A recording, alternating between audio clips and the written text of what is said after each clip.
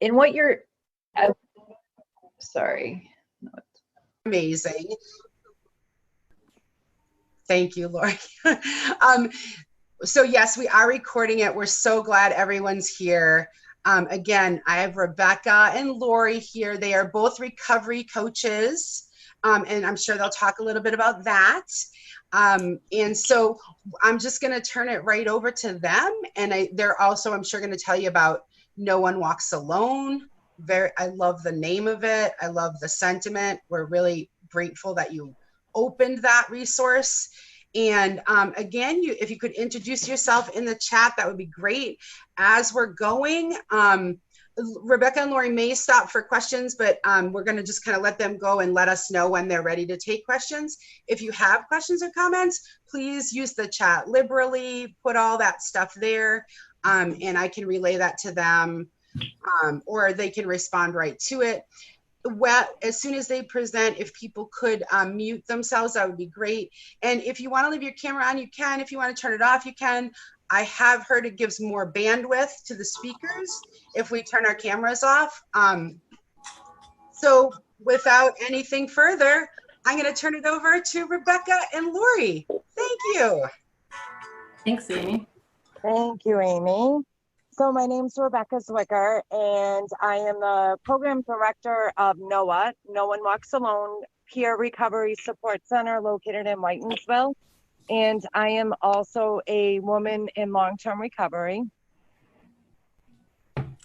And my name is Lori Hout. I'm also a recovery coach. I work with Rebecca at NOWA Recovery Support Center, and I'm also a woman in long-term recovery. So Rebecca and I have been kind of doing different trainings and presentations for a few years together, just to bring, the positivity of recovery and the understanding of, the recovery coaching model to the community and to providers, because it really helps our recovery community to enhance the knowledge really of our providers in the area. Thank you, Lori. So we've already introduced ourselves. On top of Lori and I working at the Peer Recovery Support Center, NOWA, her and I started a nonprofit that we do on the side of our 40 plus hours a week out of our hearts. It's both of our passions. So it is a nonprofit called Community Program for Addiction Recovery, and currently in partnership with the Worcester Police Department. So it's called the Worcester Program for Addiction Recovery. And we have an officer assigned to our program 40 hours a week. And it is a post-overdose and also out in the community offering support and guidance and removing barriers for people in high-risk areas, or accessing the treatment. A lot of times someone may not have the means to get to a detox facility or to even make the phone call. So that's what we're there for, and we support all pathways. So if someone overdoses, a lot of people may think, oh, they have to go to detox. Well, maybe the person has tried detox or they're not comfortable to go there. And it could be, setting them up with a Suboxone provider or Ubering them to a methadone clinic, things like that. Lori, did you want to say anything about your role?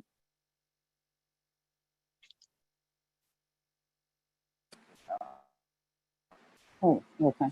Good. The fact that you would not wake me up. Interesting. So today we're going to talk about what is recovery. So Lori and I are both recovery coaches, and we're both recovery coach supervisors.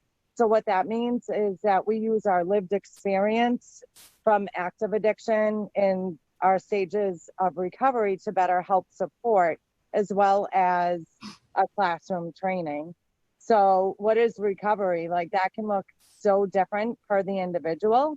Lori and I will openly share our stories and how we both are identified with substance use disorder, but our stories look completely different. We'll talk about the principles of recovery, the recovery core values, the components of recovery, and the stigma and labels around addiction. Lori, feel free to jump right in whenever you want. I will. Sorry, I was muted before. I didn't realize. Yeah. So I think it's really important for people to understand really what addiction is, and you can define it in many ways. This is just one. What is addiction? Being enslaved to a habit or practice, or to something that is psychologically or physically habit forming, as narcotics, to such an extent that the cessation causes severe trauma. And that, you know, that trauma is something that we fear when we're in the addictive state.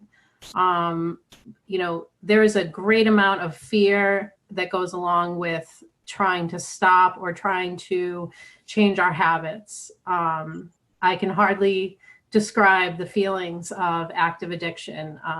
It's hard to even imagine that exists and that I was there. But I remember it very clearly. And it's something that understanding at that level is really important as a recovery coach, to be able to connect with other people. Go ahead, Rebecca. Thank you. So I'll just add in, my addiction started from a trauma situation that I was involved in. And in the beginning stages of my addiction, it was my drug dealer was a gentleman in a doctor's office with a white jacket and a pad of paper. And I didn't know at the time that that was my drug dealer or where my addiction was going to lead to, which ended up leading into a IV heroin addiction. And I'll talk more about that as we go.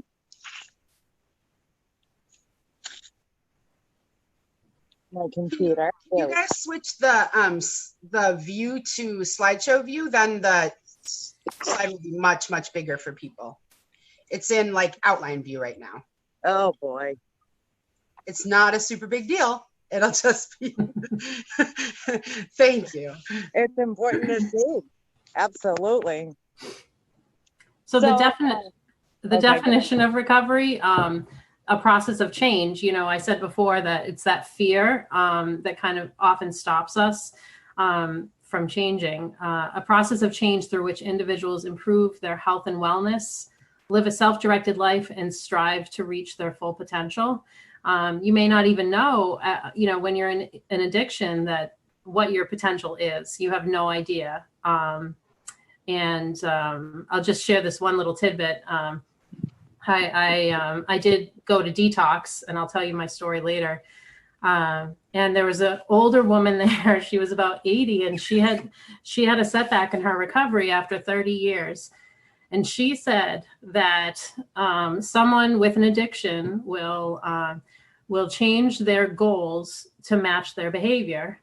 And the average person would change their behavior to achieve their goals.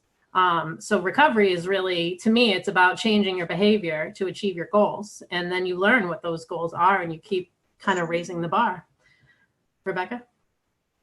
Yeah, I was just going to add in, as a recovery coach approach, we're very strength-based. So if a person went from drinking 30 beers a day and now they're drinking 3 beers a day, we are going to use that strength base and tell them, like, good job. You know, and a lot of times the myth behind addiction in recovery is that, you know, it has to be like this complete abstinence type of program. And the recovery looks different for the person. So in their mindset, if they were drinking 30 a day and now they're drinking 3, like, that's a huge accomplishment. And, you know, just building off from that. So recovery premise number 1, all individuals are unique and have special needs, goals, health attitudes, and behaviors and expectations for their own recovery. Number 2, individuals in recovery from addiction, mental illness, and or gambling share some similarities. However, management of their own lives and mastery of their own futures will require different pathways at times. Right here, I always like to share, you know, I checked into detox 150 plus times. And every single time that I checked in, it was, Rebecca, what are you doing with your life? When you leave here, you need to go to 90 meetings, 90 days, sit up front and get a sponsor.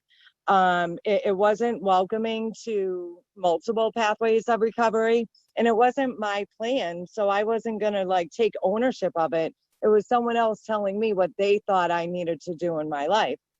Rather than, you know, asking some of those good questions like, hey, what have you tried? What haven't you tried? In asking me and having me like involved in it. And number 3, all persons should be offered equal access to recovery and have the opportunity to participate in their recovery process. Again, you know, my story of 150 plus times and being told what I had to do and never involving me in it. And that included like almost all my providers. Laurie, did you want to chime in on anything? Just this ties into what we'll talk about a little bit more. You know, recovery coaching is really person-centered. It's about, you know, finding people's strengths and working collaboratively with them to help them figure out what their recovery is going to look like. And I can't possibly stress the need for that enough. You know, I went to detox twice, but sometimes I tell people Rebecca's story because I know she doesn't mind, because I want them to know that there's always hope. It doesn't matter how many times, 150 times later could be the time where it clicks, where that person feels empowered and hopeful. That was all. Thank you. Thank you. So the 10 components of recovery, and this comes with the Recovery Coach Academy, the training that we go to, self-direction, individualized and person-centered, empowerment, holistic, non-linear, strength-based, peer-supported, respect, responsibility, hope. One of the facilities that I went to was 69 times. And the reason why I continued to go back to that one facility is because they treated me so good. And they said, welcome back, Rebecca. We're glad that you're here. You know, so many people are dying, you know, would say something like that to me. And then there were other facilities where the case manager or the counselor would say, you're back again. You didn't follow the plan. And like, that made me feel like I was like this big and I didn't want to go back there again. I want to go back where like I was treated good and I was treated like a person. And that's really what we do with recovery coaching is we're compassionate and we treat people like people and involve them because they are their experts at their own recovery, not us. What works for me or what works for Laurie may not work for the next person. You know, it's so interesting. If you look at people who have been in recovery for a while, a lot of times we sound like we have a lot of the same ideas and behaviors and all that, but we get there a different way. That's the important thing. You know, we come from a place of, you know, maybe some flawed thinking, maybe a lot of denial, maybe a lot of fear, a lot of shame. But the way to get to the end result of living a life of joy is different for every person. So it's, you know, you see people that are in long-term recovery who've had totally different pathways and they're like, yeah, I get it. I totally think that way, but they got there in very different ways, as you'll see when we tell a little bit more of our stories. So this is just you know, a list of all of those guiding principles of recovery. Some of this we've already gone over, but I believe in repetition. So self-directed, what the person wants, person-centered, strengths-based. You know, if a person has tried AA in the past and it didn't work for them, but they went to church and that did work for them, well, maybe you might want to try going to church again. You know, do you think that might be something that you would like? You know, identifying, helping the person to identify what their strengths are. And it's, you know, it's easier said than done, but it's incredibly important, I think, across the board in human services, and particularly in the case of someone whose life has become completely, you know, a mess in their view, and you know, they don't have a lot that they think that they can build upon. You draw that out from them, which empowers them, which is the next one. Amy says, trauma impacts your self-concept so much. That's absolutely true. And so many people are out there with addictions who've had a lot of trauma, and then the addiction itself is a continued trauma. And the effort to eliminate that addiction can be traumatizing. That's what we're trying to alleviate. Basic needs recovery is not possible without meaning, purpose, goals, housing, work, and personal development.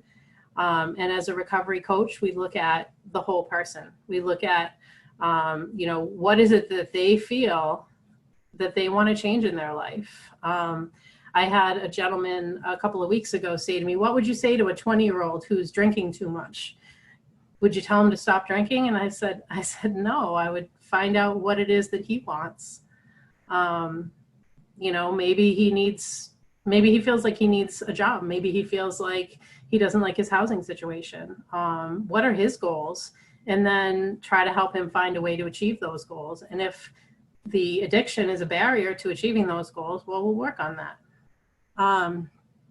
Having hope, incredibly important. People do recover and change is possible. And, you know, we are living examples of that. Constantly trying to be positive, optimistic, and showing people that recovery is real and possible and attainable. Positive self-identity, recovery's focus it's recovery focused, not disorders focused. And we'll talk some about language, but basically, you know, we're not looking at a person as damaged. We're looking at them as a person with some difficulties, or a person with, you know, an addiction. And being of service, giving back is incredibly important, so that we can continue to show people that there is hope. Rebecca, did you have anything? I don't usually do the whole list myself. I'm sorry. Nope, you covered everything. Awesome. Thank you. So the multiple pathways to recovery, and these are just some. The last time I Googled was like the beginning of COVID, and there was like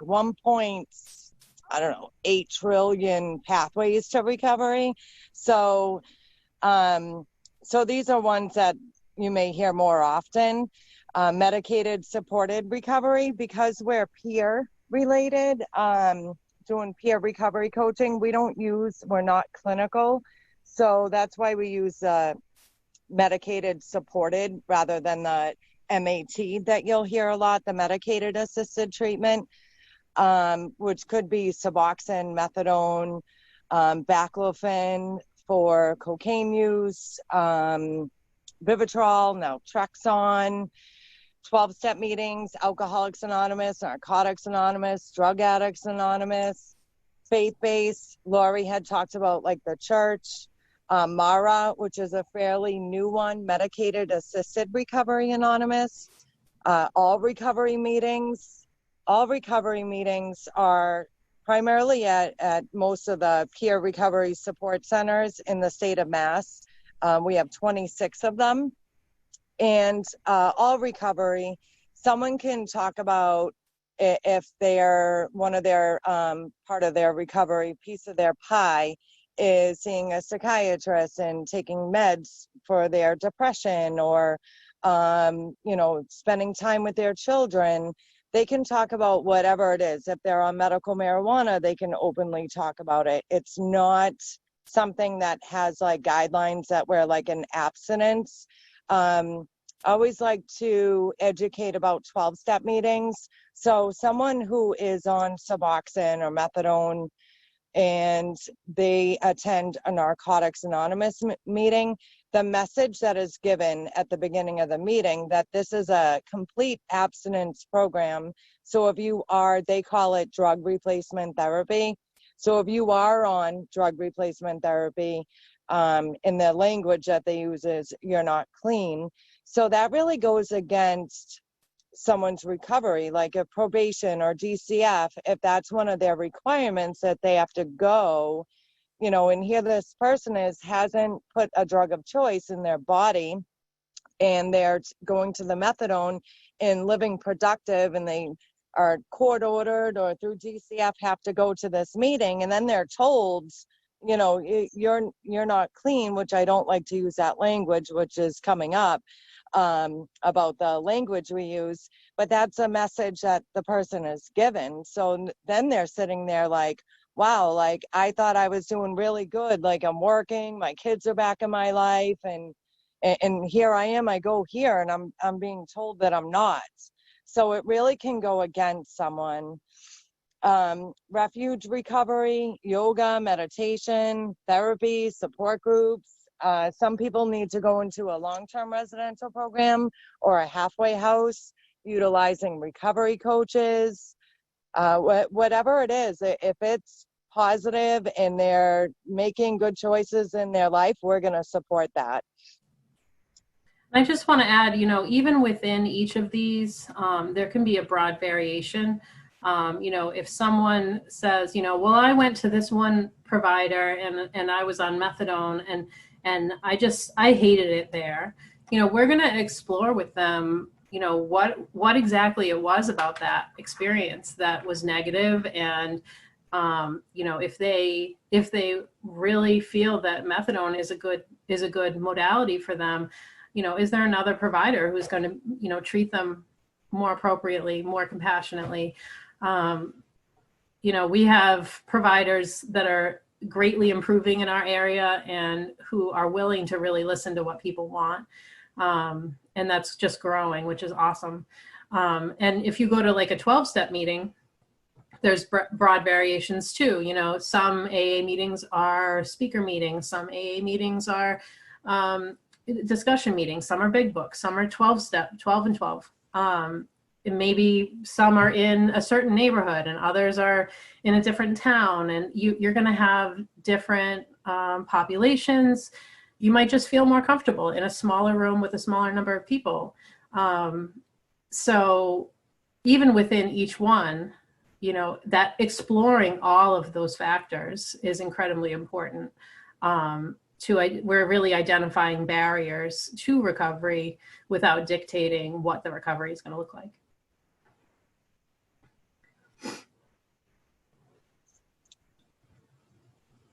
Go ahead. Okay. I'll give it a moment for you. The language we use, so stigma and labels, Webster defines stigma as a mark of shame or discredit. So the blocks to recovery, stigma robs people of rightful life opportunity. Stigma interacts with illness and exposes people to distorted experiences with criminal, mental health, medical treatment. And stigma leads healthcare systems to withhold appropriate services. From my own personal experience, I had an overdose on the train, and I had woken up a few days later in ICU, and I could barely breathe. The IV was not in my veins, so the fluid was just like going in my skin. And I, you know, my arm was like 4 or 5 times bigger than it normally was. So here I am, I had been unconscious for a few days, and I wake up and I'm in a hospital room with a big light above me, and this, you know, my arm a few sizes bigger, and I can barely breathe. And the medical professional had came over and she said, Rebecca, you're lucky to be alive. You overdosed on the train, and people on the train started to do CPR. They broke 8 broken ribs, and I'm not giving you any pain medication, and you're going to be medically cleared for discharge. And at the time, I was homeless. I had only the clothes on my back. I did not have a cell phone, and I had an opiate habit, which was, I felt like I had the flu times 1,000. So when I was getting discharged, I had asked the doctor or the nurse or whoever it was, do you have like any type of clothes here or anything like that? So when I had died on the train, I had peed my pants because I died, and I was still in the same shorts from when I had urinated my pants. And then on my top, they had cut my shirt and my undergarments. So I literally was discharged in the same soiled shorts and a Johnny top. And the way I was treated is malpractice. If I was a diabetes patient in there, or I went in for cardiac, I would have been treated a lot different. And, you know, from that experience has brought me to, you know, do a lot of advocacy and educating about addiction and being able to help make a change within the medical system like that. So I always like to share that story from my experience of like how strong stigma is within our healthcare systems. And that was, I overdosed June 15th of 2014. And Lori, did you want to add anything? Yeah, you know, and my experience was very different. The stigma that I felt was largely, you know, personal, interpersonal type of stigma. You know, the idea that my addiction was my choice. You know, why can't you just stop drinking? Well, I'll tell you why, because I'm going to go into withdrawals and I could die from that. Or because there's nothing else in this world that makes me as happy as drinking. Even though, you know, underneath it all, I wasn't happy. That's what drove my life for a long time. And, you know, to just say to someone, hey, like, why don't you just stop? You know, that hurts. That really hurts. And I remember, you know, waking up every single day of my life for years feeling a sense of shame. And it was like, it was like inside my body, this shamefulness of who I was, because people were telling me that it was my fault. And that's really translated into a higher level at what Rebecca was saying with the healthcare. You know, in my case, I spoke to my doctor and she gave me a high five because I was honest with her. But it's different from provider to provider, and it shouldn't be. Everyone should be able to be treated with respect and dignity.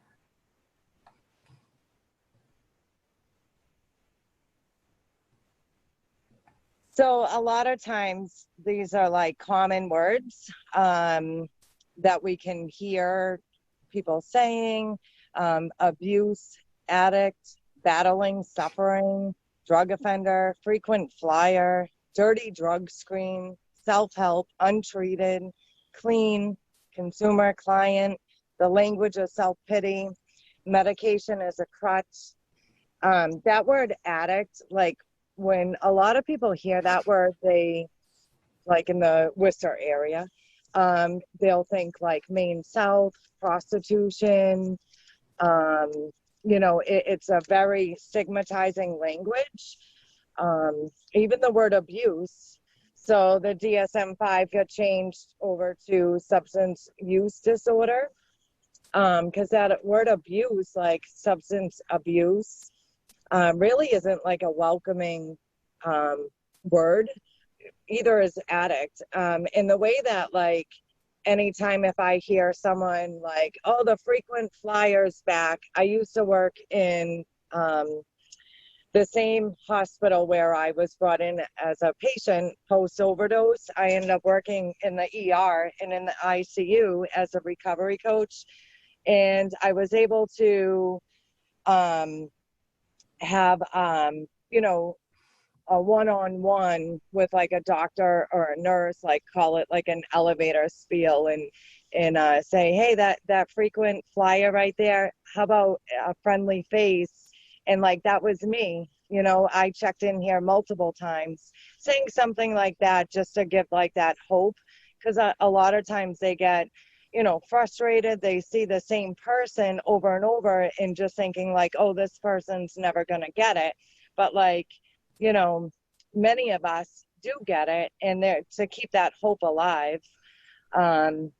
Lori, did you want to share anything on these? Just that we, you know, we tend to use the words that we're familiar with.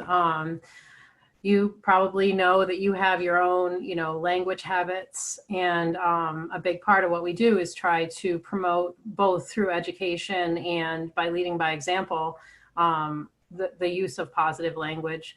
It does take some time, it takes some effort, but I think it's really important. And, Rebecca was talking about the, being in the elevator. I was in downtown Worcester one day and, about to go into a restaurant, and I had just given my business card to a woman on the street who was asking me for $40. And,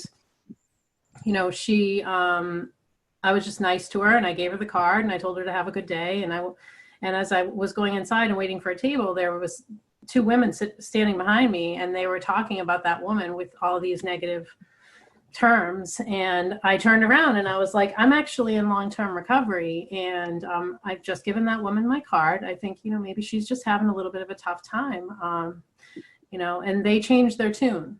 I was leading by example, and, I wasn't trying to shame them. I just kind of wanted to be like, hey, that's a person. It makes a difference. Yes, it does.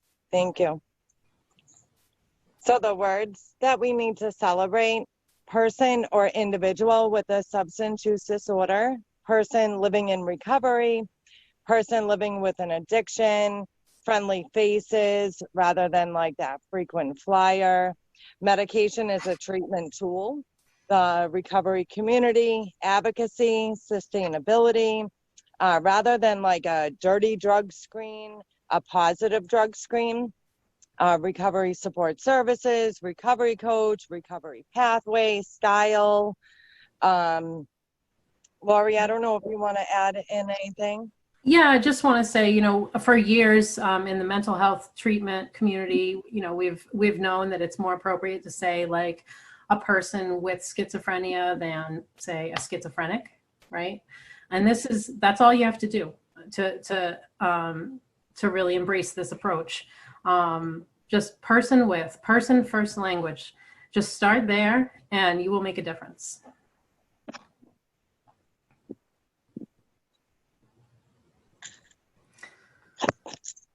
So what can we do? Be compassionate, which we've talked about a lot.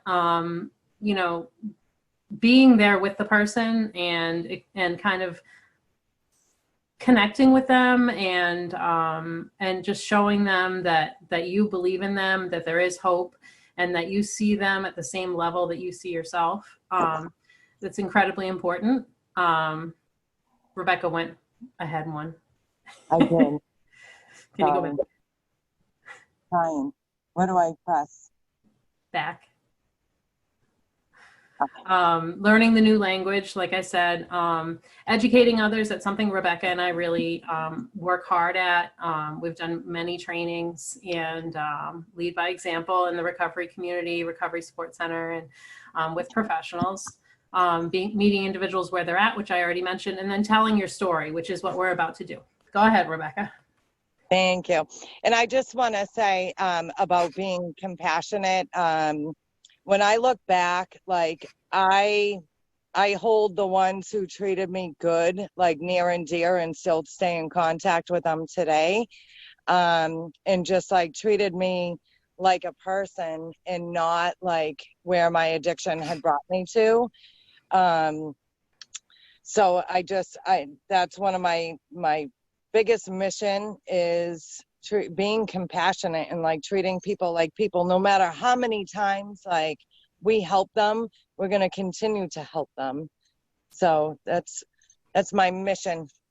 So these are my active addiction mugshots from Worcester Police Department, and you can literally see like the progression of my disease from like my first arrest all the way down. My addiction started from a prescription of Oxycontin from the doctor. And at the time I owned a house up at Webster Square. I was going through a divorce. I had 2 beautiful kids. I was a professional working in a management office in the Main South area, right across the street from the old PIP shelter. And I never looked down upon anyone, but I never thought like that would become my story. And my addiction progressed, which I ended up like selling my house. I became homeless, multiple arrests. And even with the police, like I remember the ones who treated me good and the ones who treated me poorly.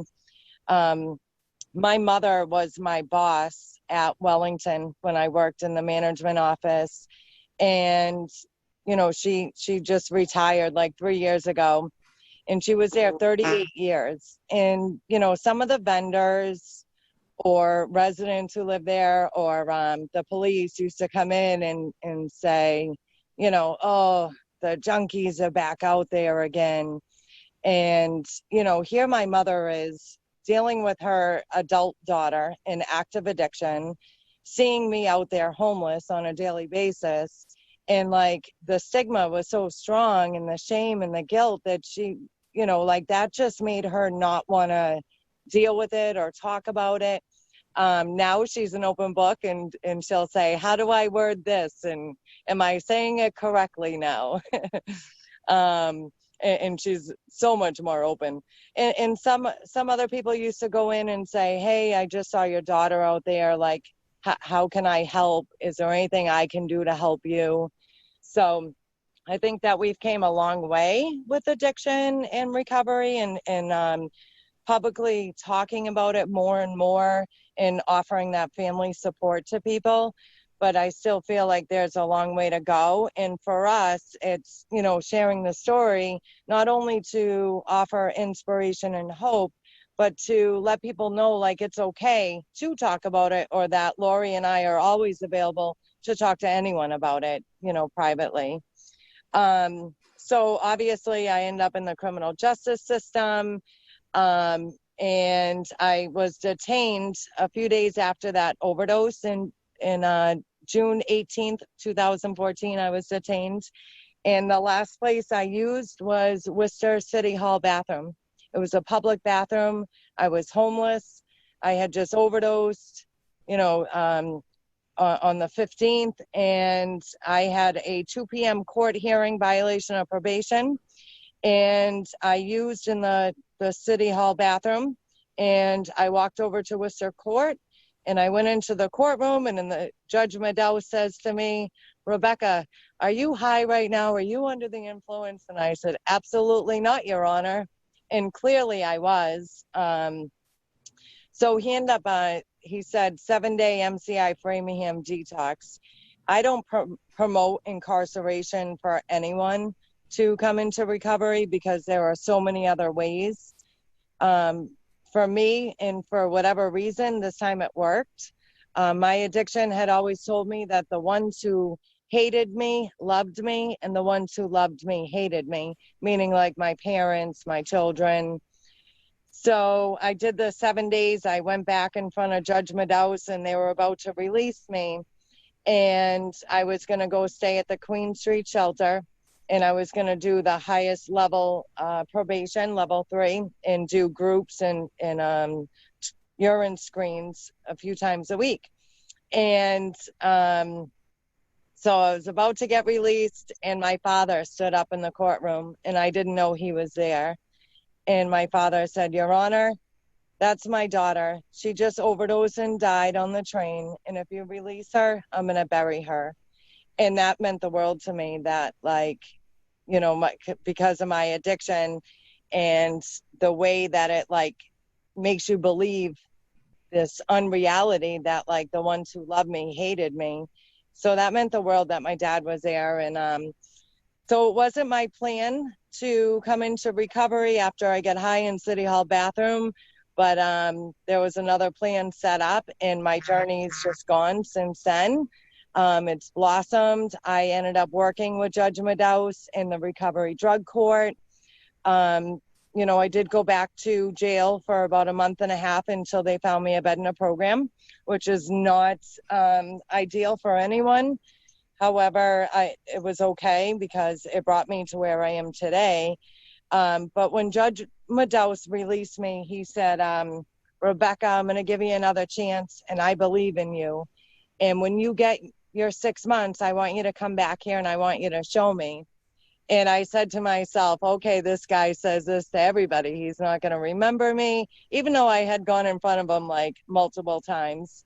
So I ended up completing probation, and it was a 6-month reprobated for additional 6 months from my violation, and enter and complete the treatment program. So I did all that. And my original probation was a 1-year probation, and it took me a little over 3 years to complete that 1 year because of my active addiction and giving positive screens. So the 6 months I go in, I complete the probation, and my probation officer says to me, hey, we're going to start this new thing called the Wall of Success. Can we take your picture and like put you up on the wall, and you can write a little blurb about like your recovery journey? And I was like, okay, for once it was like a positive interaction with probation and not a negative where I'm like in there signing another violation or giving a positive drug screen, things like that. And then she's like, hey, you have something to show Judge Meadows for your 6 months. So she brings me up to the courtroom, and he's in a 6-man trial. And he says, oh, excuse me 1 second. And he gets up off the bench and he says, Rebecca, come here. And he's like, do you have something to show me? And I showed him my 6 months, and he gives me a big hug. And he said, I'm proud of you. Congratulations. When you get your 7 months, I want you to come back and show me. And he did that my first year. Then once I got my year, he brought me into his office, into the judge's lobby. And he told me that the first year was for me. Every day thereafter is for him. And, Judge Meadows treated me like a person. He didn't treat me like, my addiction or my charges that came with my active addiction. He treated me, and empowered me to like do better in my life. And then I ended up working with him at the recovery drug court. He became that judge, doing that and working with him as a recovery coach. And ever since, he's presented me every year on my anniversary, besides this year because of COVID. But, he did send me encouraging text message, and and that meant a lot to me because the only interaction I ever had was such a negative experience.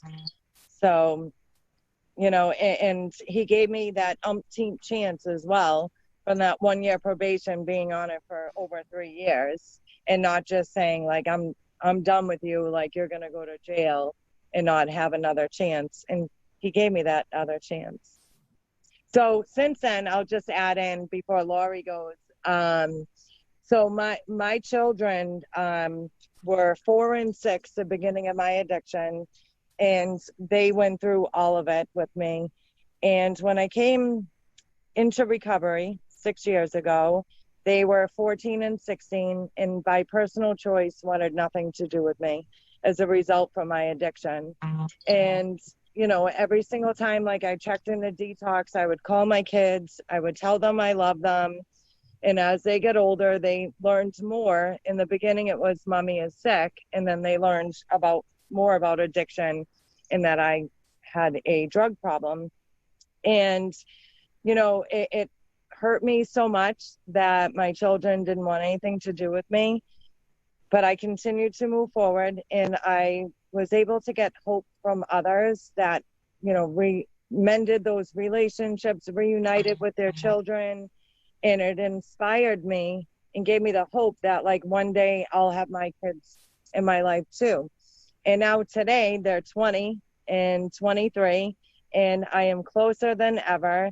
And I'm able to be there, available for them, mentally, physically, monetary, emotionally, in all aspects. And, that relationship has mended with them, as well as my family too.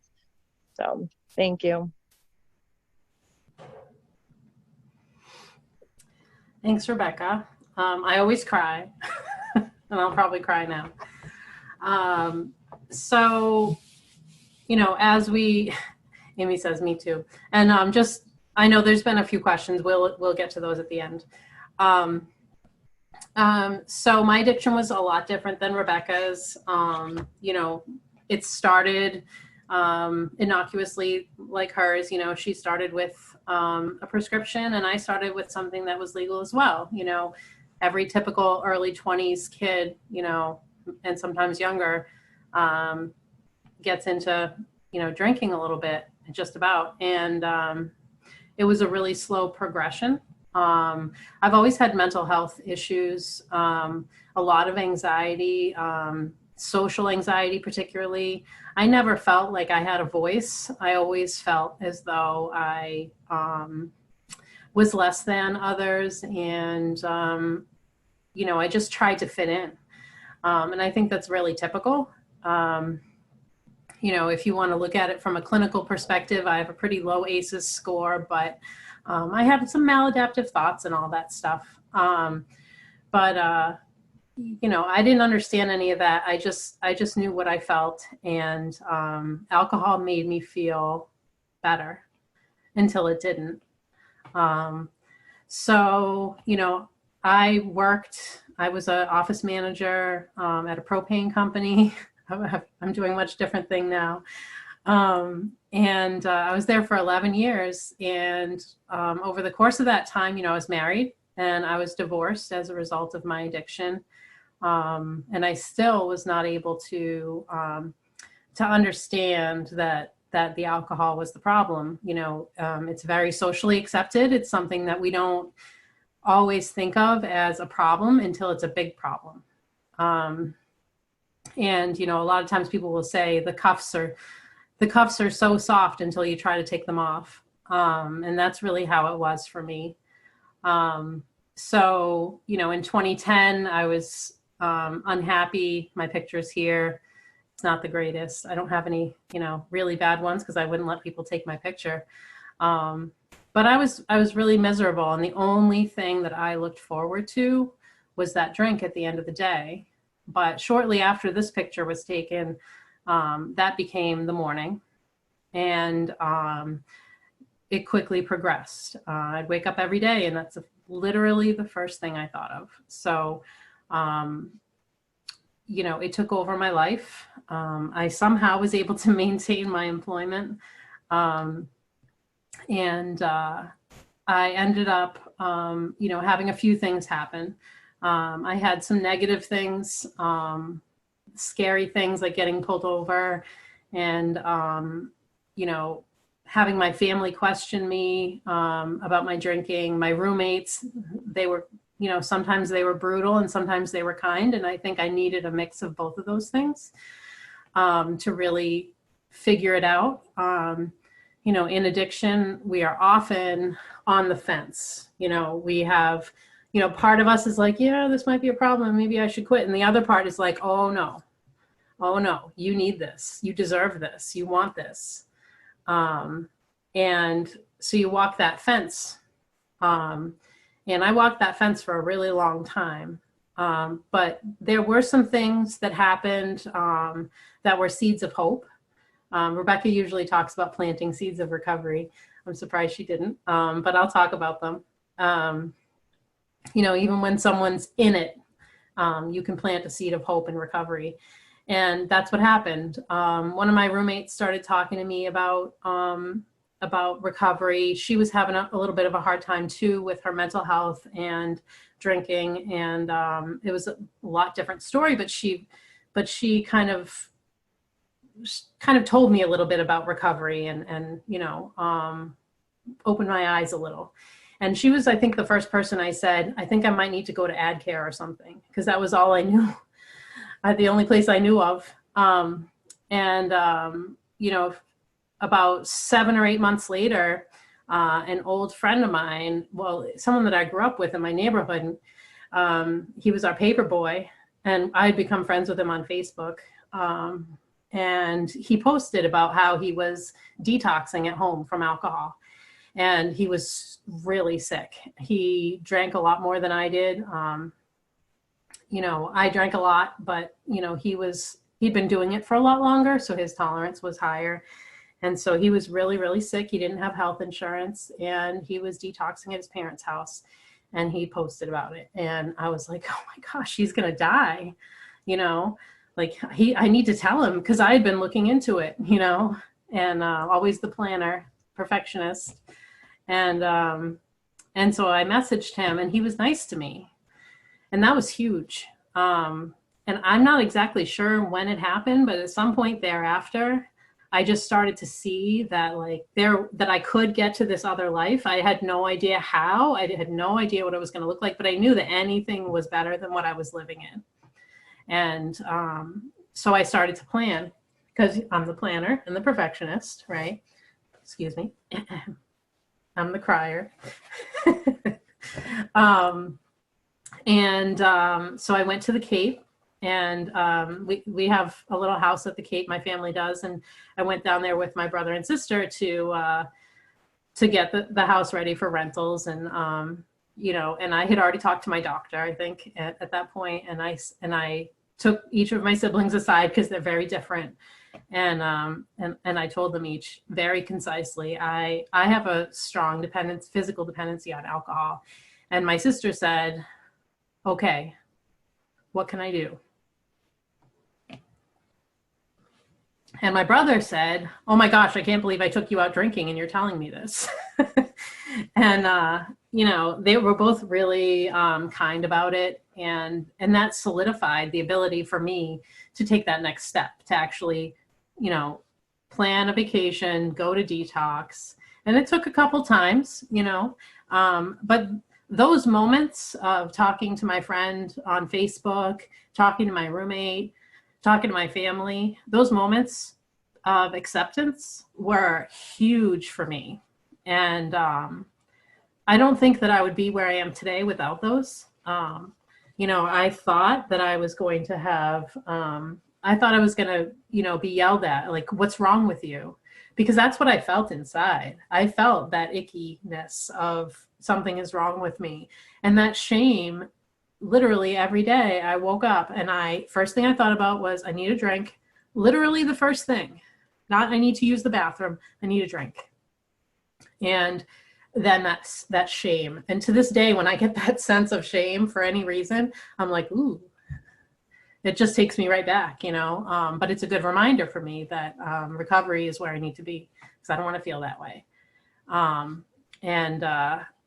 You know, like I said, it took a couple times. And after a while, I did, you know, meet some people in the recovery community, and they were accepting of me too. And that sense of like normalcy grew. That sense of, you know, I can start over grew, and that I was going to be okay. And that was, what day is today? The 21st. In 1 week, that will be 8 years. So, and I'll still be crying in another 8 years. You know, and I've done amazing things in recovery. I've taken care of my dad when he had dementia. You know, I've gotten my bachelor's degree, my master's degree. I've become a recovery coach. I've been able to develop long-term positive relationships. I'm able to make the right choices and trust myself. And go out on the kayak. So that's my story, and I'm sticking to it. I love my life today, and I love doing the work that I do. Thanks, Chris. And I just can't imagine being anywhere else, and I can barely imagine going back to where I was.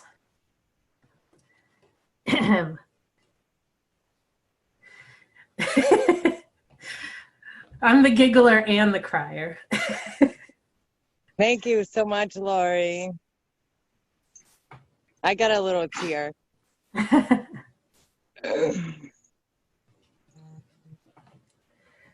So just to break down what is recovery coaching, peer-based support, goal of engagement, compassionate care, non-judgmental, unconditional support, provides options and resources.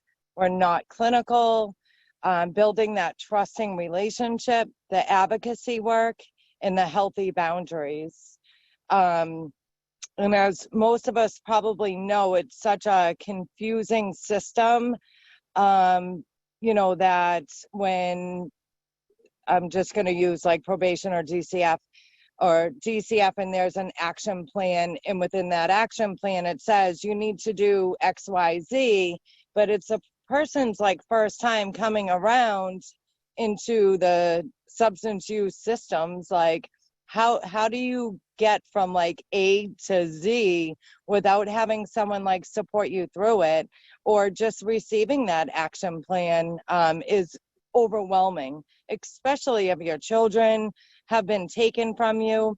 So having, you know, like a peer or a recovery coach being able to like walk someone through that, you know, or if the action plan says, you know, to access or enter treatment, well, what is treatment? And that's going to look so different for the person. So that's a lot of the stuff that we do, working with people, you know, building that positive relationship with them. We're keeping the boundary. We don't have an expectation that anyone that we're working with is going to have it. That's like part of what we do, is to keep that healthy boundary. Lori, did you want to add in anything with this?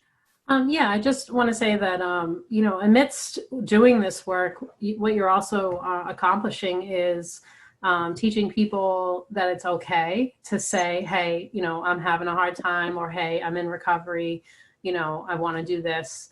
It's teaching them how to advocate for themselves, and that, you know, this isn't a flaw within them that, you know, that is going to bring them down. This is something that you can work with. This is a starting point, you know. It's not the end of the world, and it's okay to be open about it and ask for help. Thank you. So probably the most asked question anytime that like Lori and I talk about recovery coaching is, how can we refer people, or where can someone get a recovery coach? So right now it's still limited. Recovery coaching is fairly new throughout the system and within the state of Mass. So there's third-party billing with Mass Health. ATR is a non-traditional federal grant access to recovery. And normally the referrals, you can look up their website. Normally the referrals come from one of their providers, and there's a one-sheet referral form. And part of that program is the person gets a recovery coach for 20 hours over a 6-month period. Lori, do you want to talk about the community partners? Sure. So the Community Partners Program through Mass Health, Family Continuity is one provider. It offers care coordination to individuals who have Mass Health in order to help navigate the system of care, medically, substance use, mental health, any of these things. So, you know, if you have someone who's having a hard time getting to their appointments or maintaining their medication regimen, or, you know, they, you know, have a hard time making decisions and finding providers and things like that. If they have several different domains where they need assistance, they can have a care coordinator through Community Partners that will help them, help to advocate for them and help them to advocate for themselves. And within that program, we have recovery coaches. And so the recovery coach can work in collaboration with the whole team, the nurse, the care coordinator, the managers, and so forth, to make sure that the person has what they are looking for. And if they have a problem, they don't have to, like, you know, throw their hands up and say, I don't know who to call. They can call their care coordinator, or they can call their recovery coach, and we'll make sure that they're able to figure out, you know, problem solve that issue. Thank you. And then in Worcester, there's Everyday Miracles Peer Recovery Support Center, and they are located at 25 Pleasant Street.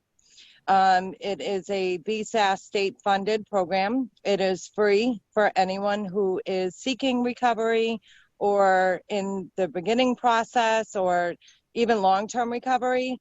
The members of the center actually run the center, and No One Walks Alone is under that same contract as well.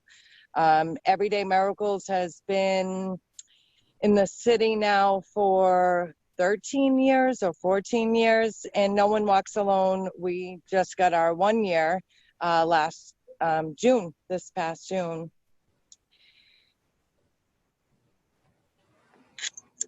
Did you want to add anything, Lori?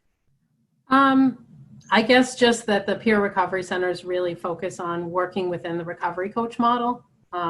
So all of the ideals, all the components of recovery coaching, you would find at a recovery support center. It's self-directed, peer-based, supportive in many areas, and you know, just generally helps people connect to the recovery community. Yeah, and I should also add in that the recovery centers, all of the staff are in recovery themselves. That is one of the requirements to work there, is that you have to be in recovery yourself. And there's different like time periods for different roles.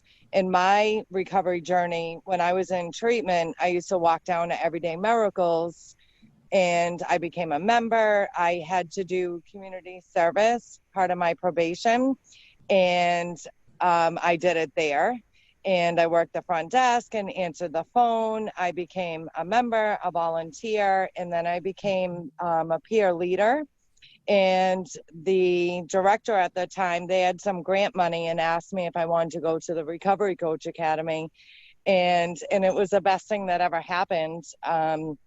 And brought me to like where I am today. I was like, wow, like there's actually something that I don't have to hide, like my past. You know, I can recall going to different job interviews and having a criminal record, and, you know, directly from my active addiction, and them saying like, okay, we'll give you a chance, but like you can't tell anyone. And, you know, being able to be an open book and like talk about my addiction is part of my like everyday life, and I don't have to hide anything. So Laurie and I, like, these are our goals, advocating for recovery coaches in the emergency rooms, DCF or Child Protective Services, the healthcare system, the criminal justice system within schools.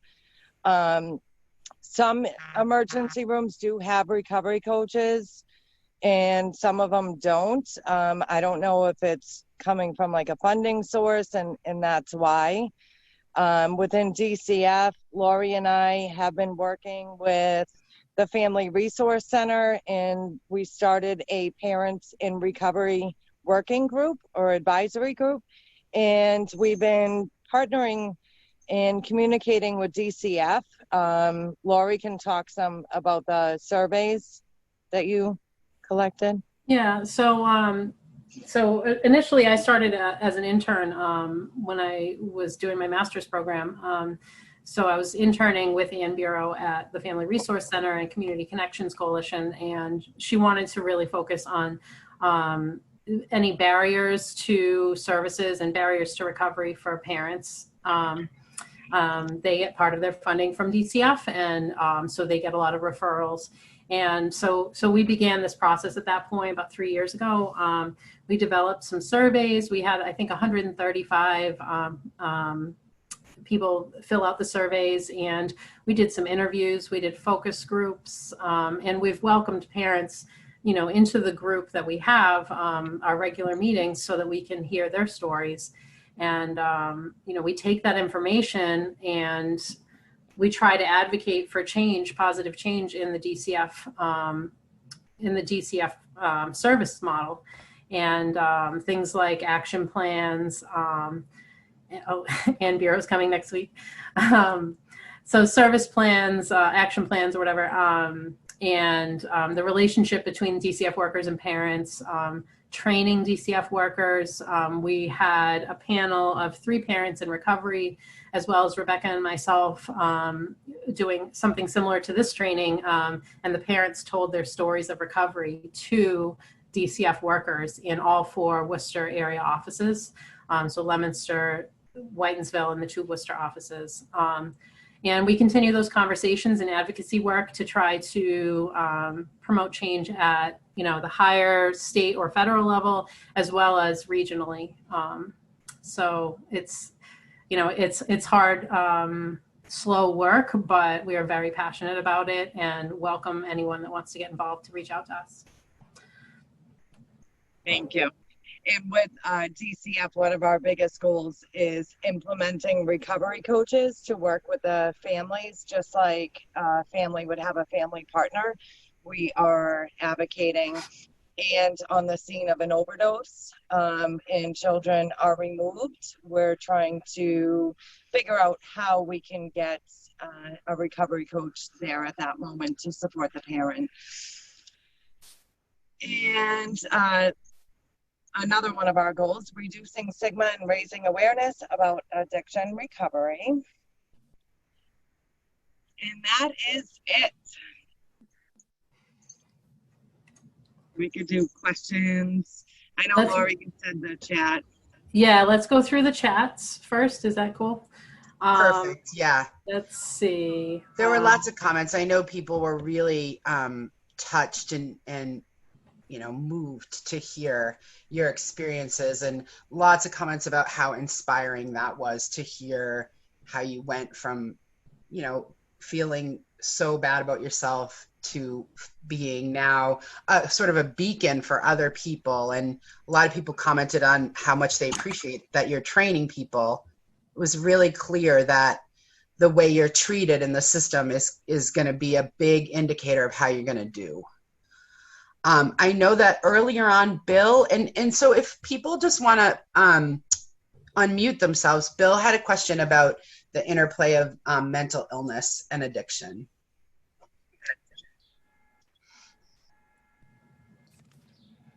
Let's see. Yes, Yeah, I'm trying to go back to read it to just get exactly what I said. I was basically looking for, oh, here we go. I was curious about resources for a person and their family who not only have addiction issues, but some pretty substantial mental health issues also. Is there a different way that they should access support? So there are a lot of different ways, having multiple different supports in place in the case of mental health and substance use is often important.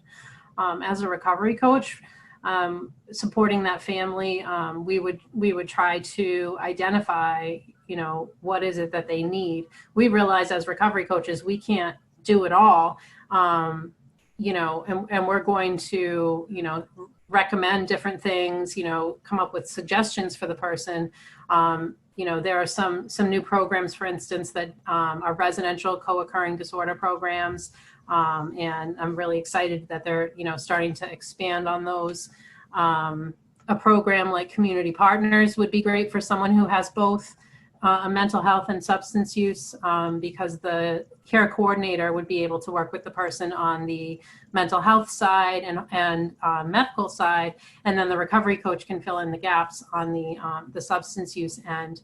Obviously, they do tie together, and there's no one simple way to get the right kind of support. Everyone's different. So I always kind of look at it as it needs to be a collaborative approach. Rebecca, do you have anything to add? No, you did an awesome job. Thank you. Awesome. Thank you very much. And again, reach out if you have questions.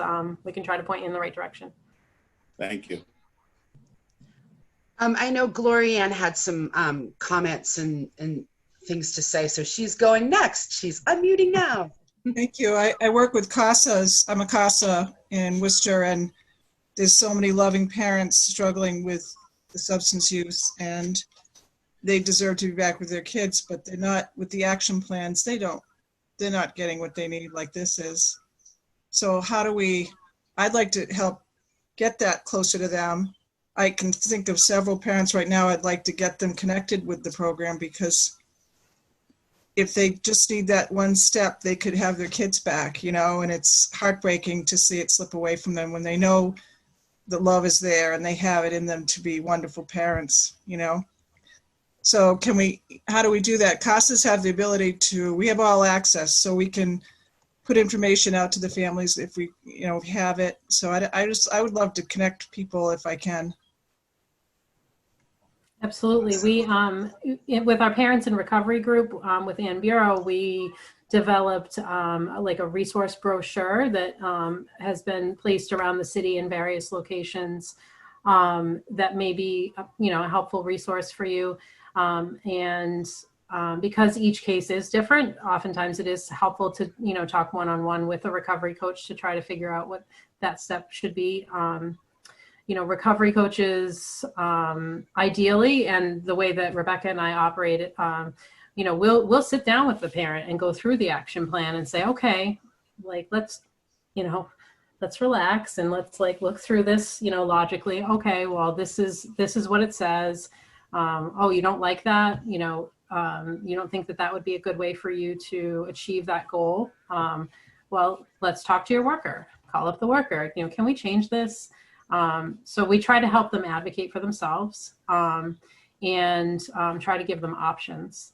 And then on the flip side of that, we're obviously pushing from above at the DCF level to try to promote the use of recovery coaches, putting recovery coaches in the action plans, and teaching the workers about what recovery is really like and how to best build that relationship with the parents, so that they're not. CASA project can help with that. We're, Awesome. I would love to connect because we see it, and it would be amazing to have that component that we could advocate for in the situations we deal with. There's a couple parents right now, I know they said the same thing. I don't like this, the treatment wasn't good. And they're just in limbo now, trying to find that nice fit. Yeah, I did some, we see that all the time. I did some interviews during one of my semesters probably 2 years ago.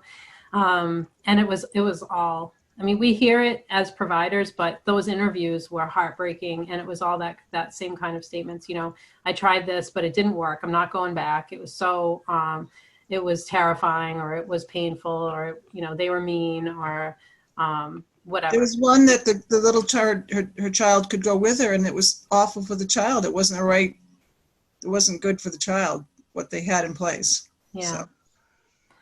Yeah, we should definitely connect outside of here. Always open to suggestions for better ways to advocate. And I think DCF knows that there are some gaps there. They're focused on the child protection, and we're focused on the parents and their recovery, because ultimately, parents and children deserve to be together. That's very traumatic. And we're noticing the intergenerational effects of that separation. That was huge, what you just said. Yeah. That was huge. Yeah, definitely. I've worked with women who, they were in DCF custody themselves, and now their kids are in DCF custody. Why is that? So there is more that we can do. There's Definitely. grandparents caring for their children, and they see their own children slipping away. So there's this loss and then trying to raise the children. It's a lot for them to take on. It is. And, you lose that hope when you're in early recovery, or you're trying to get into recovery. You lose that hope, and you're just like, oh, well, I'm just going to do the one thing that makes me feel a little bit better, and that's the one thing that keeps you from your kids, It's awful. Well, all right. I'll be presenting that at a CASA. Great. Feel free to reach out to us. Thank you. Yeah. Thank you. Eileen, would you like to speak up next and kind of share some of I know you have a lot of experience in this realm. Yeah, so those of you that don't know me, and that's probably most of you, thank you for letting me join this meeting. I lost my son. I'm a crier too, Lori, so. 2013 on Mother's Day. And he struggled with just what you guys are talking about. He struggled a lot for 20 years. He died when he was 41. And hearing your stories, just I kept visualizing. I recently got his medical records, 10 years of his medical records from the hospital. And hearing your stories, and it just kept bringing me to those those papers that I read, all the comments, all the help he was looking for, and all the comments that the medical people, and understand he wasn't in my life entirely. He was in and out, in and out. So reading these records of, you know, the struggles he went through looking for help, oh my God, I wish I knew then what I am learning now. But anyway, my big question here is, in trying to do something in the terms of advocacy, I co-facilitate the HALO Grief Group, which is peer-to-peer support for people who have lost a loved one, whether it's a child or a boyfriend or girlfriend, a mother, father, whatever, to overdose. And my son did overdose on heroin after struggling so long. But I wonder if your stories are so moving, and to see all this success in the end and what you're doing now. I wonder, in terms of the education and awareness that you talk about, do you guys go to these medical facilities like the hospitals? Do you go and share your stories with them, you know, so that they, you know, have some awareness about what you've gone through and how there is hope, and just trying to stop the stigma, because that's such a big thing. We talk about it in our meetings all the time, the stigma, and that's why we're there for each other. We're there, our group is totally dedicated to people who have lost a loved one to any kind of substance, alcohol, heroin, whatever. And because other people don't understand, they don't understand it at all. They don't know how to have compassion. And that is so prevalent in the medical facilities. I think it's still like that now. So I'm thinking, sharing your stories, I know I asked my question and I'm going to ask it again, you know, sharing your stories with those people and trying to make them aware and, you know, do something about it in terms of the stigma that they have, the way that they think. You talking about the nurse in the hospital, Rebecca. I mean, I saw my son treated that way when he ended up in the hospital one time. I saw how they treated him. And again, it was stigma. So anyway, that's a long story for a short question. So thank you. Thank you. So last year, St. Vincent's did a opioid symposium for all of the nurses, and they received CEUs. I did do like my story and a similar presentation like today there. And then I also did one for like a New England area out in Newport, Rhode Island.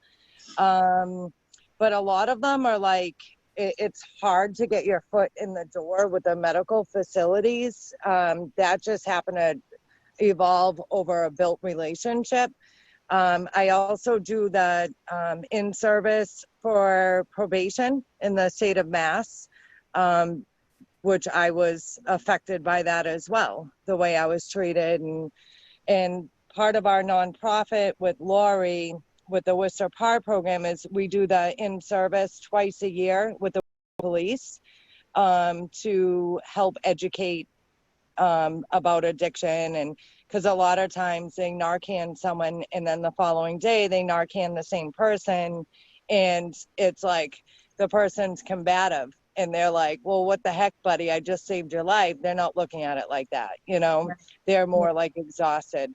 But I'm more than willing to do anything anywhere. I'm pretty sure Lori is too, to, you know, if we could get our foot in the door, or you just share our story. You know, and maybe that's because, Eileen, we're on that opioid task force, so maybe it's, you know, we get our foot in the door in Milford or Harrington, out in that area, you know. I don't know if it was in my connection, but I'm not hearing. I'm sorry, Lori, what? I said that would be huge, you know, getting in at some of these facilities down Blackstone Valley and up in Worcester.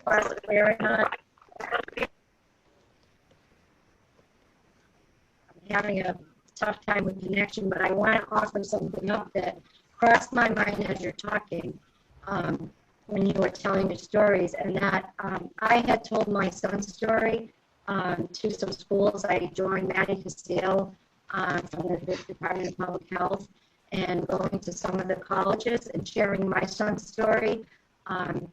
And, you know, I was okay with breaking down in tears in front of people and let them know, but I shared his story in a very short version. I call it my Reader's Digest version, because what do you do? But, you know, showing pictures from when he was younger to when he was older, and pretty much the Reader's Digest version of how he got to his current, you know, place, which is the grave. And so, yes, people broke down in tears. But my thought with this, Rebecca and Lori, was if, or anyone, you know, if you ever, I would be willing to join you when you share your stories, just to maybe have a greater impact on people to see what the outcome could be, and, you know, on either path, like the positive path or the negative path, in terms of where my son and many other children have ended up. So that was just a thought that crossed my mind. I'm, you know, happy to do that at any point, going and sharing, you know, my story along with your stories, because I think it could have, you know, maybe a huge impact on people. So that's, anyway, I'll stop now. Thanks. Thanks, Eileen. I know you're a big advocate. Carrie has a question, so we'll let her unmute herself. Also, just want to remind everybody that we record these trainings, and, you know, we'll share the link out. And if you feel like people in your workplace could benefit from it, please share this. I think we really clearly saw that providers understanding and having compassion and kindness means the world, can make a huge difference. Thanks, Amy. So I work at United Way, and one of the things that I've been observing for a long time is really the destructive power of addiction on the entire family unit. And I'm really excited to hear about this peer recovery coaching model. It sounds far more promising than a lot of what I have heard about. But there's still the scars of the children. There's still the scars of maybe a partner or a parent who had been involved. And my question is there anybody out there that's looking at the family system holistically to try and mend the family, rather than just one individual or one part of that family? And I don't know that if there is one, but if there's an answer, I want to be able to, you know, promote that. Well, so I'll answer in two ways and then let Rebecca jump in, because I'm sure I don't know everything. So I know that one way that supports are being provided inclusive of that peer model are through DCF and the IHR, Institute for Health and Recovery, provision of services, where they have, you know, in-home therapy. So they have a clinician who works for IHR and a recovery coach who works for IHR. Unfortunately, this is, you know, kind of limited funding. So there aren't too many families that can get that service as of right now, but, you know, the hope would be that that would expand. And the other part of it is, as a recovery coach, you know, we try to support everyone who's affected by addiction. We are, you know, I talk to parents all the time whose kids don't want to talk to me, you know, or maybe the child does talk to me and I talk to both, but I keep the boundaries and I try to help them learn how to communicate with each other and, you know, to maintain their own boundaries within that family system. Oftentimes, you know, it's about identifying that kind of codependent, you know, maladaptive pattern that has formed within the family. And then, you know, just kind of showing that you can have those conversations and not have the world fall apart. So, and then aside from that, at the recovery centers, you know, we do promote having allies of the recovery movement and family members be involved, so that they can also have peers that they can talk to. Obviously, you know, there's counseling and things like that, but those are the things that I know of and, you know, I'm semi involved with. Rebecca, do you have anything else to add to that? Yeah, I think that you covered a lot. Thank you.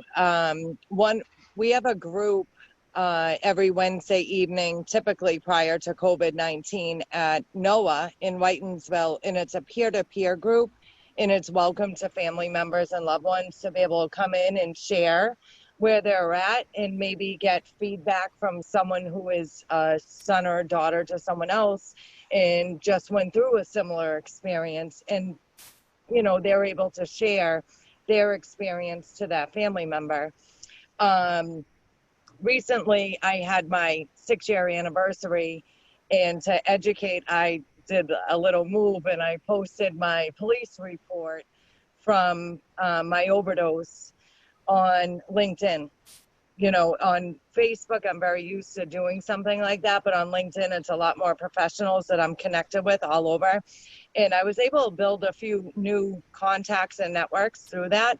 And one of them is a family recovery coach at a Dudley. And her and I had a Zoom meeting last week so she could tell me like about her services and everything she's doing. And that's the only one that I've heard of that's specifically for families and not for the actual individual themselves. But I'd be happy to pull up her email and put it in the chat. Thank you. If people want.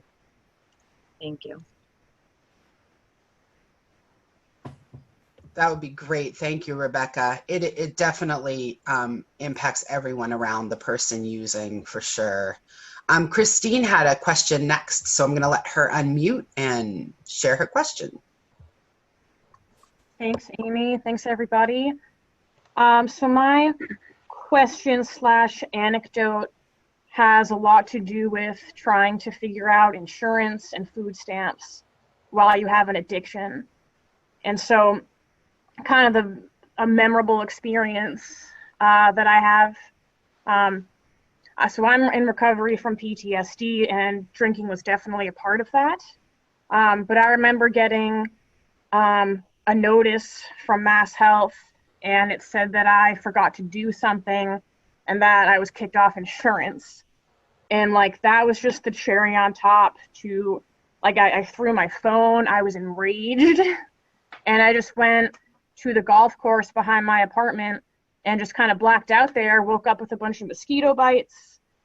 And it's because these notices, like, they don't tell you about your rights to appeal until like the back of the page.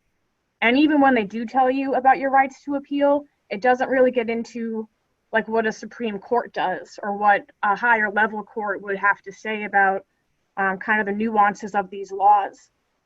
And they're framed in a kind of threatening way. Like, I'm not going to automatically want to go against a notice that says this decision was based on these laws.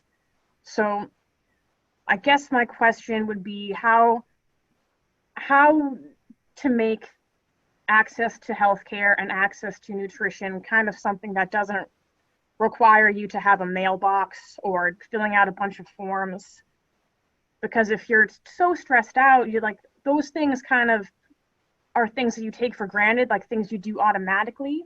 But if you don't have a home, if you don't have a stable address, I just think there's needless barriers keeping people plugged into nutrition and on insurance. So I guess it comes down to, how do you change the existing laws?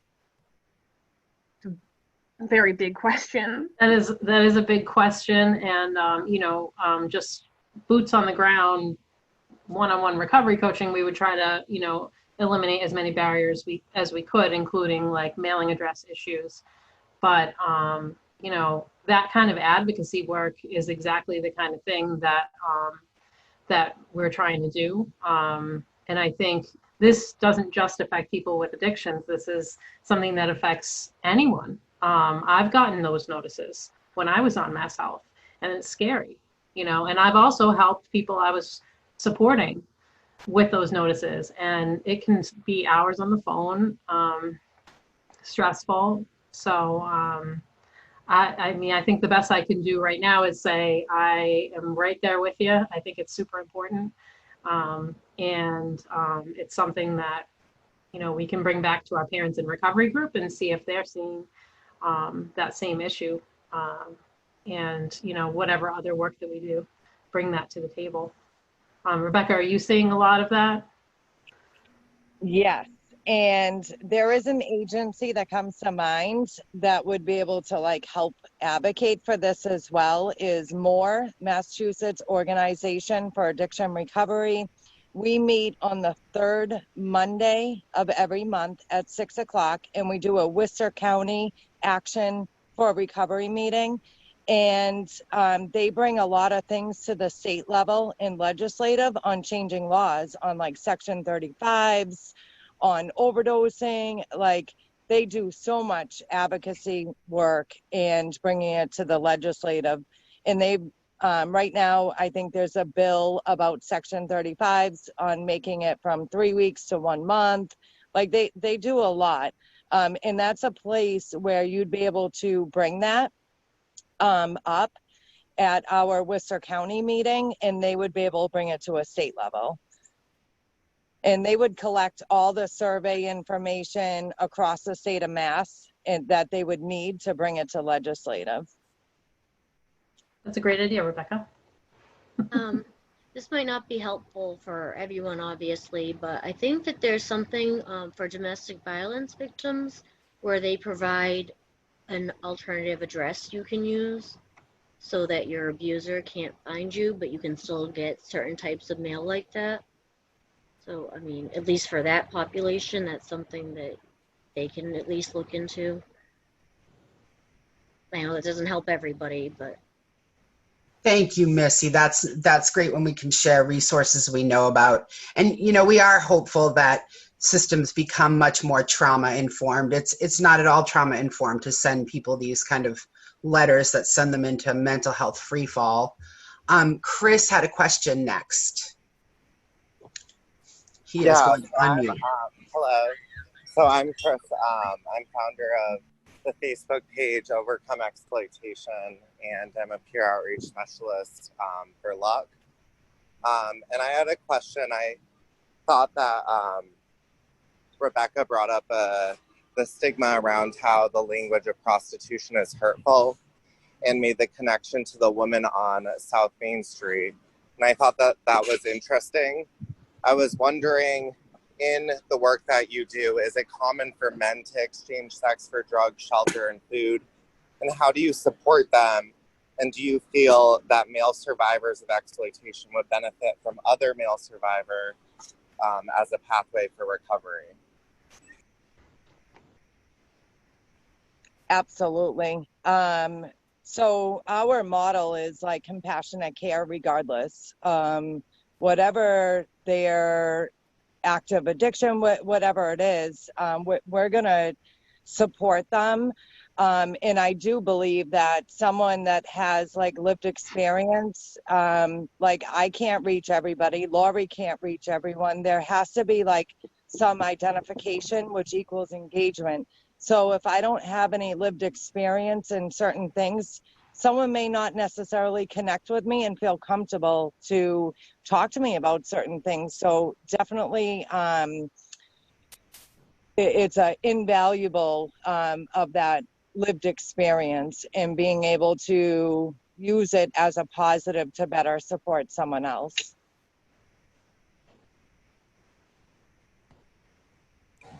Thank you, Chris. Yeah, and I was just wondering, is it common that like men do exchange sex for food, shelter, or drugs? From my experience, yes. And a lot of my work is not in the cities. You know, I'm working more down in the Blackstone Valley.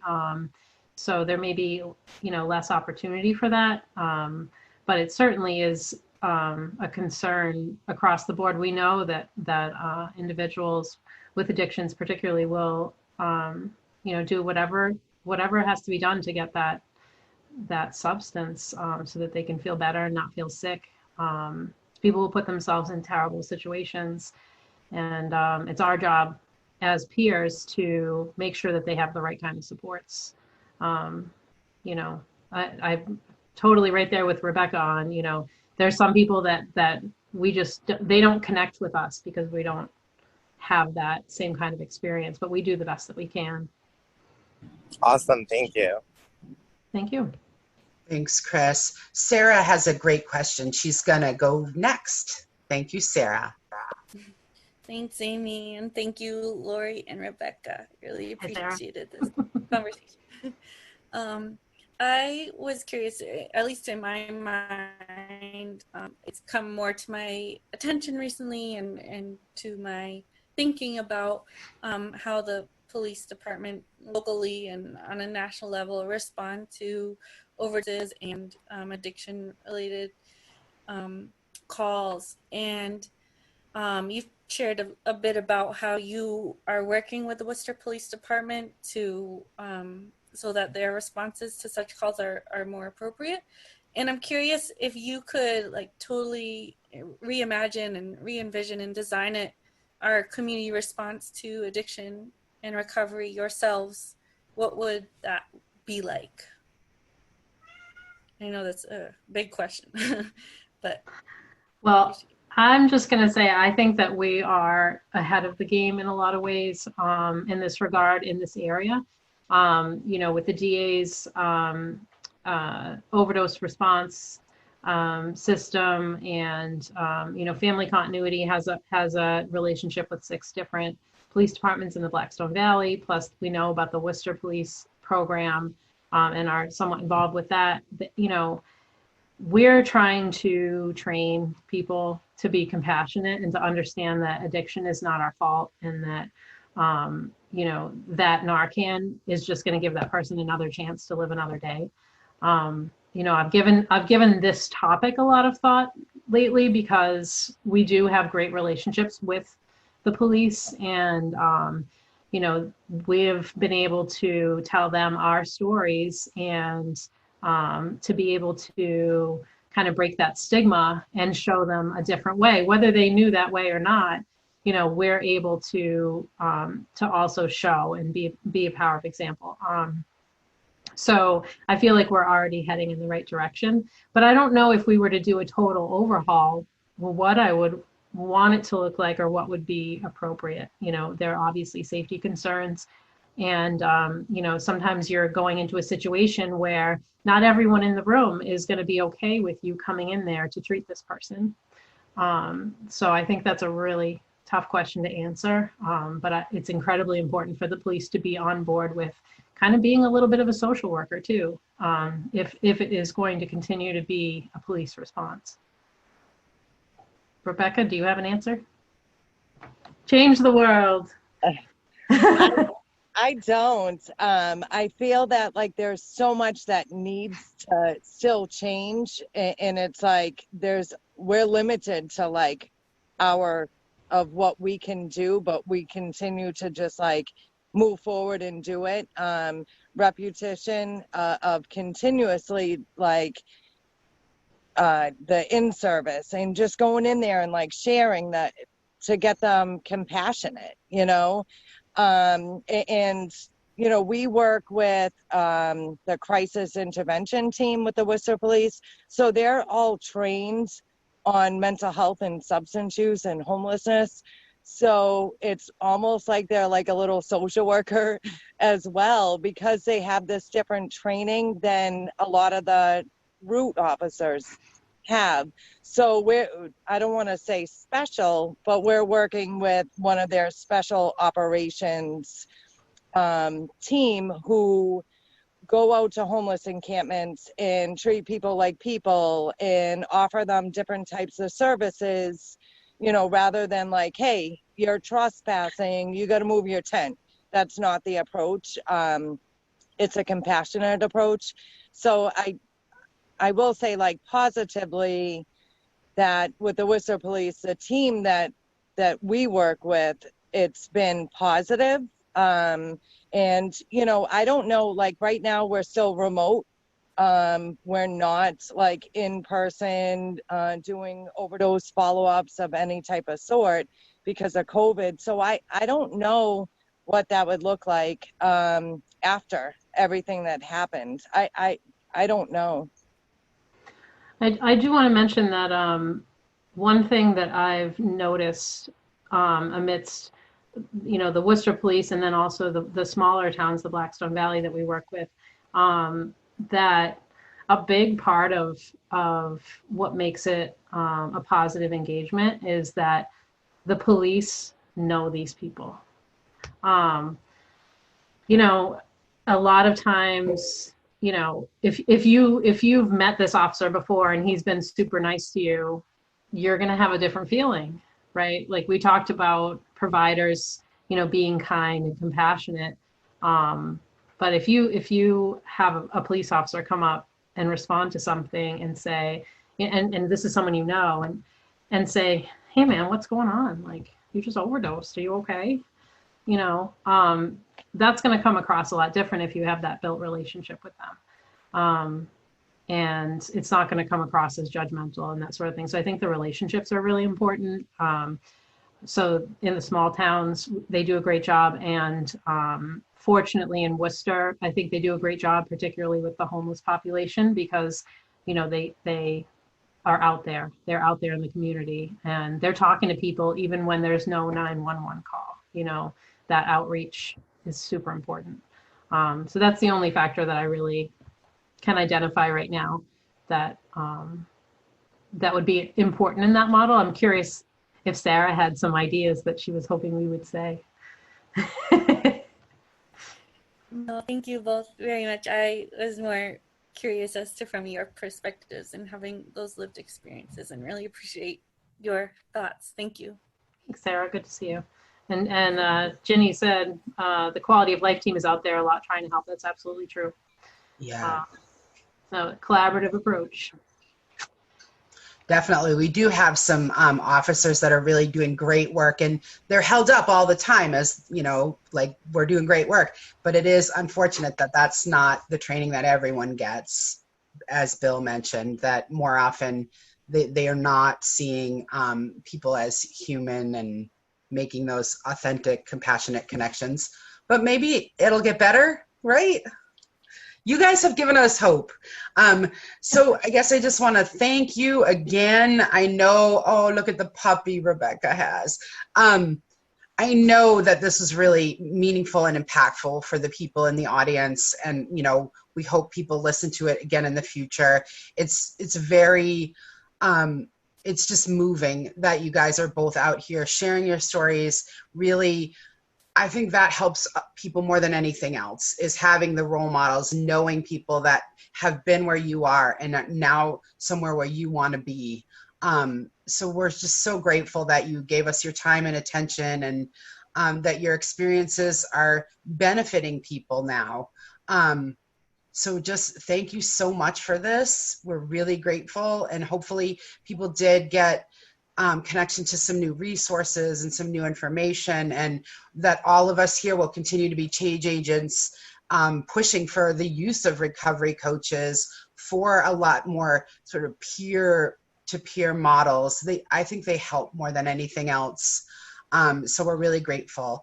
Our next training is going to be August 4th, and it is your former MSW supervisor and bureau, as well as Debbie Bunker and Emily Swallock, all social workers working at the Family Resource Center, and they're going to really be helping families get connected to what they might need before we send kids back to school, if that's the direction we're going. But I know that there's so much anxiety and worry out there right now about our kids and how they're handling all this and what the future is going to hold. So that's going to be our next one on August 4th. As soon as the recording comes back and has its little bit of editing, we'll put it on Facebook to share out, and I'll definitely tag you, Lori and Rebecca, so you guys can share it out too. We're just really grateful to you. Thank you so much for doing this, and to the audience for continuing to show up and be people that care about your community. It really sustains me, I have to say. So thank you all so much for being here. Thank you, I appreciate it. We'll see you next time. Thank Have you, a great day, Amy. everyone. Thank you, guys. Thank you. Thank you. Thanks, Eileen.